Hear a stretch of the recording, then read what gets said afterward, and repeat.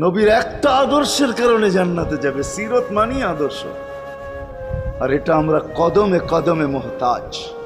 কেননা এই ছোট জীবনটা যদি গ্রহণযোগ্যতা পর্যন্ত পৌঁছাইতে হয় আল্লাহর কাছে, চাই নারী হই, চাই যুবক হই, চাই বৃদ্ধ হই, যেই মানুষই হই না কেন, যেখানেরই হই না কেন, যেই বাসারই হই না কেন, যেই বর্ণেরই হই না কেন, যেই পেশারই হই না কেন, যেই সোসাইটিরই হই না কেন, এই জীবনটাকে যদি গ্রহণযোগ্যতা পর্যন্ত পৌঁছাইতে হয় কার কাছে? দুনিয়া আলাদের কাছে না, মালিকের কাছে, যিনি এক ফোঁটা পানির থেকে অস্তিত্ব দিয়েছেন, যার কাছে আবার আমাদেরকে ফিরা যেতে হবে।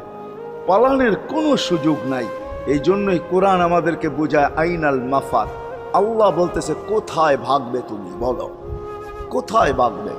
কবির কথাই সত্য, যদিও নাকি পালাও তুমি আকাশেতে লাগিয়ে সিঁড়ি, সিঁড়ি লাগায়